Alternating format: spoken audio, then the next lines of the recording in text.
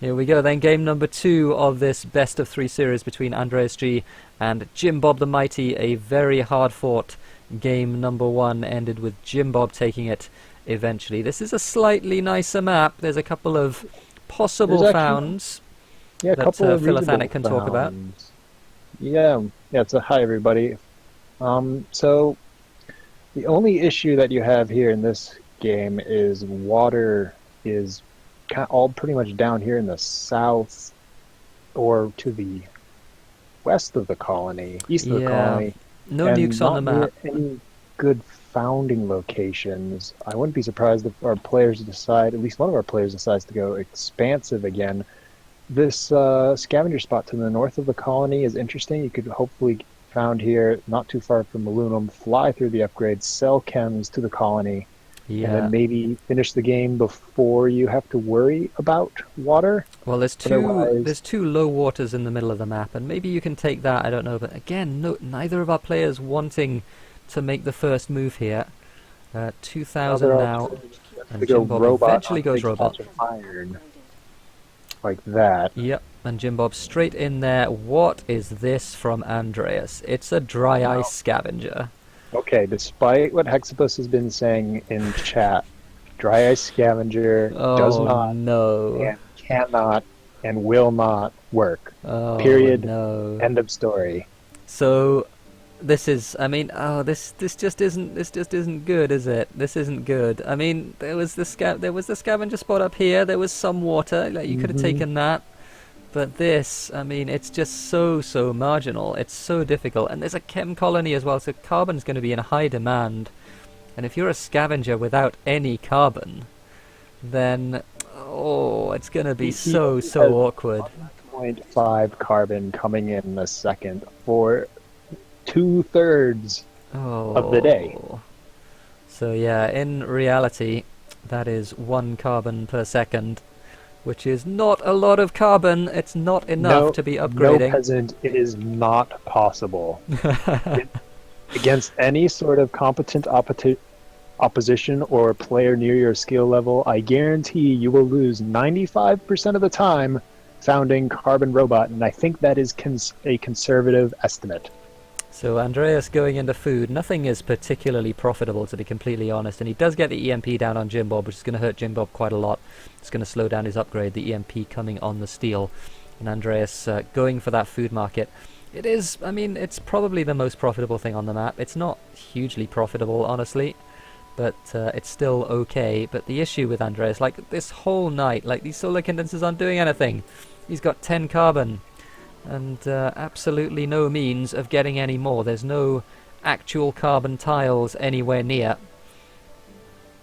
Like if it were a perfect spot with like aluminum very close by, with like water next to you, with silicon right next to you, then maybe you can understand it. Like it needs to be perfect for this to work, and this just isn't perfect. It isn't close to perfect. So he's going to really struggle to get any sort of upgrades. He's getting his aluminum taken away, though. Upgrades, yes. Jim Bob does lose his aluminum. Andreas is doing the best he can, but right now Jim Bob has an EMP. It's daylight. Put it on that solar condensers. Andreas isn't going anywhere. GG. Come on, Jim Bob. There it is. There we go. So no carbon production today for Andreas. He's going to have to wait until tomorrow to get any sort of carbon whatsoever. Jim Bob sailing through his upgrades. He did commit very heavily into steel given the low steel price to start. That was a mistake. Steel did start at 30, and going into steel when it is 30 is just about always a mistake. Yeah, I mean there was no real benefit to doing that, was there? It was cheap enough that he could upgrade, even producing something else. And in fairness to him, there wasn't a whole lot else for him to produce at that point, but maybe, you know, could have just grabbed the water, could have grabbed like the high carbon here to just mess with Andreas a little bit more. Something like that, I don't know. I mean, yeah, I don't know. Here's a claim, 18k, And neither player in a particularly large amount of debt, so both players can afford this, at least for the time being. Power is beginning to become a little bit of a concern for our players here, over $100 now. But again, we might see players just hold off on that a little bit longer. Jim Bob takes the claim for 28. That is quite a bit of money. Jim Bob did claim that carbon at some point, but he obviously retracted the claim as well. And he's just going to mess with Andreas here as well. Going to deny him that medium water tile. He's also going to take the two lows that are very close to him. When you're playing against a solar condenser scavenger, you have the luxury of messing with your opponent instead of going for tiles that help you. I will say one thing about these steel mills, which Blue pointed out in chat. They're a mistake on HQ1. You still do need to go into, say, 2 of them on HQ2, just so you don't drive the price of steel up so high that your upgrade become prohibitively expensive. Yeah, possibly. I mean, 3 certainly seems like an overcommitment, and yeah, Jim Bob deciding the same thing. And those 2 iron also seem like an overcommitment, to be honest, as well. I think you could very easily have gone 1 iron, 2 steel, and been happy about it. But yeah, Jim Bob is going to put that solar condenser down instead. I wonder if he's going to see a second one.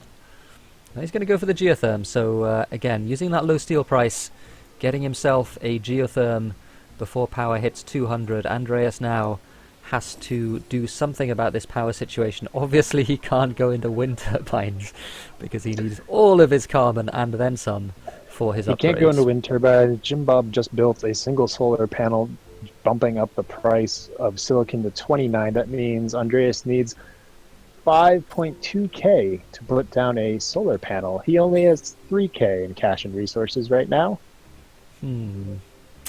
Yeah, and these solar condensers, I mean, the timing on these solar condensers isn't all that great. The dust storm coming in is going to really limit their effectiveness for a while, and Jim Bob is going to sell down his carbon, which I have to question, because that only helps out Andreas. He needs that low carbon price to try and get as many upgrades as he possibly can, because, yeah, without that, it's very tough. But Jim Bob helping him out quite a lot here. EMP on these solar condensers, maybe a bit excessive. I would be tempted to hold on to that EMP until at least the dust storm is over, if not the next day when you can do some more damage, leaning towards the dust storm being over. Andreas, so why not take it? Andreas is going into a wind turbine. That is a very, very curious decision. Just as the dust storm's ending, I think I would have much preferred a solar panel or 2 coming in there. That would have been much better, because that carbon price is just so high. Here's a Thinking Machines auction. Offworld's not tremendous this game. The best launch is going to be food by the looks of it, which is going to be easy to make, but it's not enormously profitable. Only $390 for that. So this Thinking Machines auction, maybe not particularly valuable. Andreas recognizing that putting down these wind turbines is going to be prohibitively expensive, so moving into 2 more solar condensers. This seems an excessive amount of money to pay for Thinking Machines. 28,000 in the context of this game seems an awful lot. And yeah, Andreas having to commit this is 5 claims that he's having to commit basically to full-time carbon production, and this is why it's very, very difficult to be a dry ice scavenger. He can't produce anything else. He's got his aluminum coming in, he's got 1 power claim, he's got 2 water claims, and that is it. That's all of his production on the map right now. A second wind turbine, because yeah, what he needs is more expensive carbon.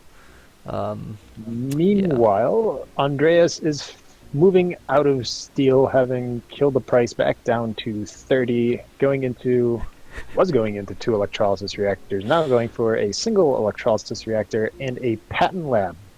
When chems are really high and the colony's consuming 1.2 chems per second, he's also auto-selling down carbon. Yeah, I mean, there are just several huge mistakes happening here, aren't there, from Jim Bob, I'm afraid. Several huge mistakes, and yeah, he is finally going to decide to go into that second reactor instead, which is a much more sensible decision than the patent lab, because those patents are just so ridiculously expensive right now. But yeah, selling down carbon is just a huge, huge error, I think, from Jim Bob, because he's just making it so much easier for Andreas to even get anywhere near that upgrade with the no carbon that he has. And the fact that Jim Bob's producing it, yes, is making him a little bit of money in the short term, but it would be much more valuable if he were to stockpile it and then wait for Andreas to overreach for an upgrade, and then you have really valuable carbon and a big stockpile of it as well. So that's something that Jim Bob really needed to do a while ago. He does get the EMP onto Andreas's wind, and Andreas's debt situation is now getting to the point where it's a big, big concern. Yes. Having a decent amount of debt is okay if you have the income to support it.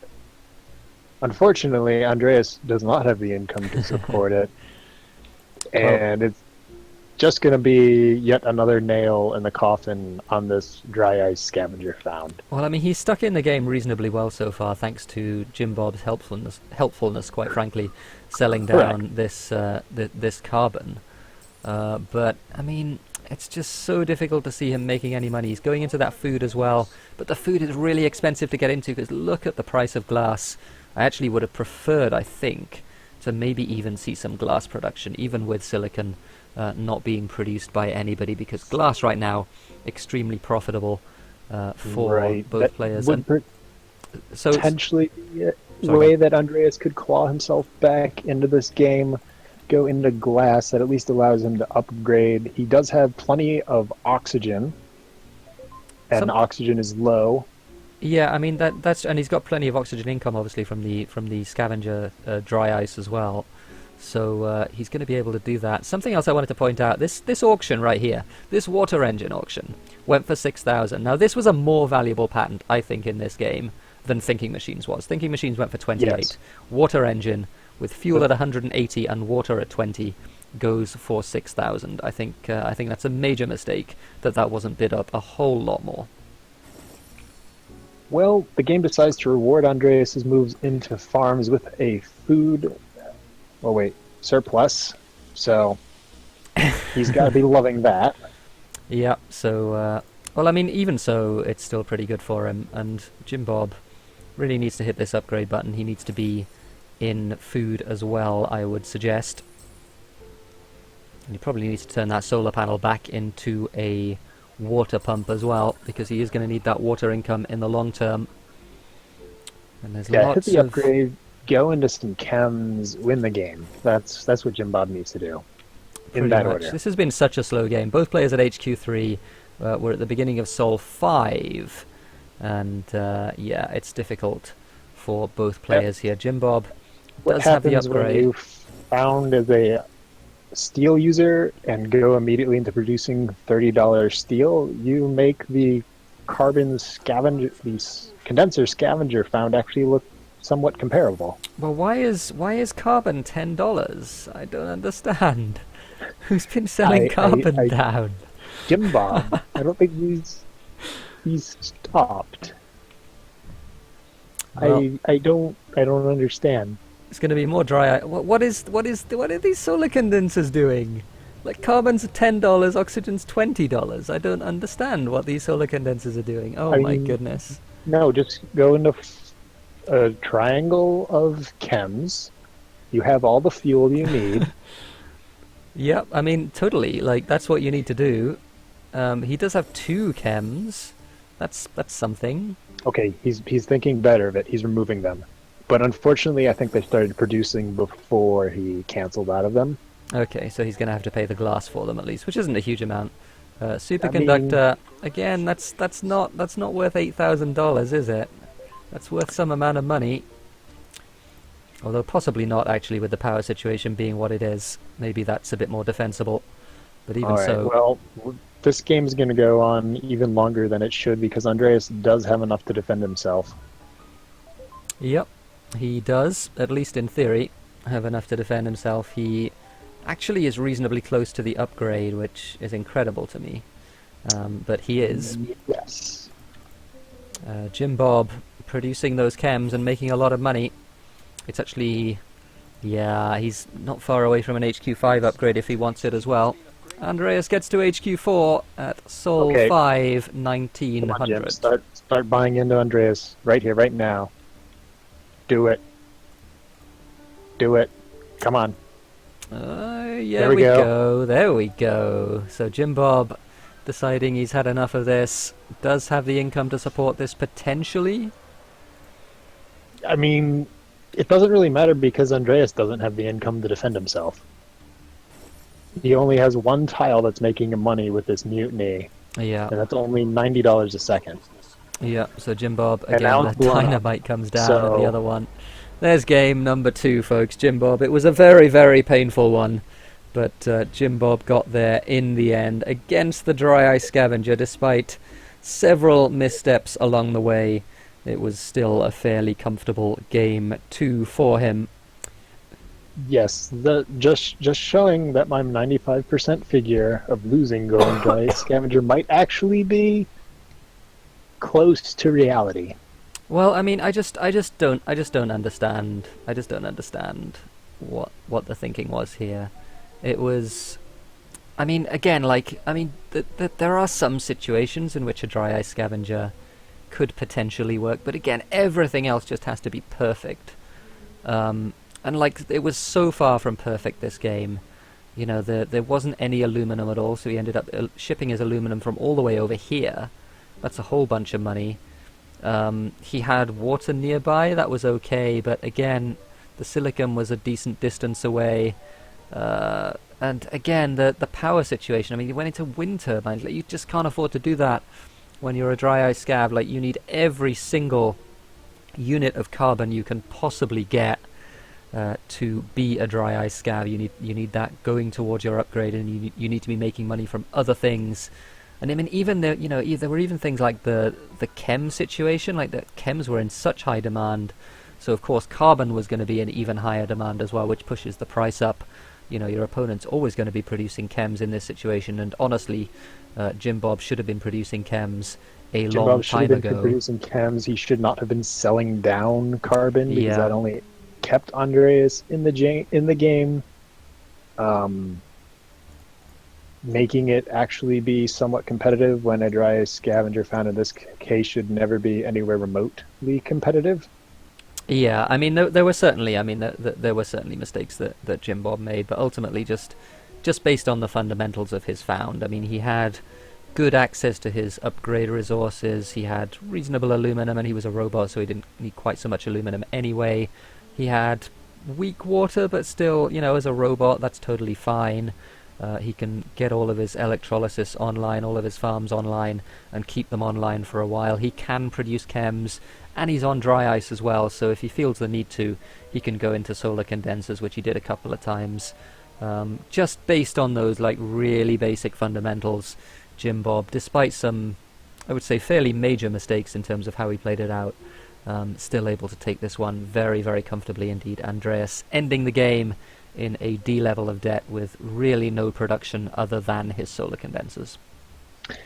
Yeah, that right there is why condenser Dry Ice Scavenger is just not going to work. Yeah, and Andreas saying in chat, which is totally fair enough, that he was just trying new things out and seeing what works, but again, there were several factors against a Dry Ice Scav working in this game.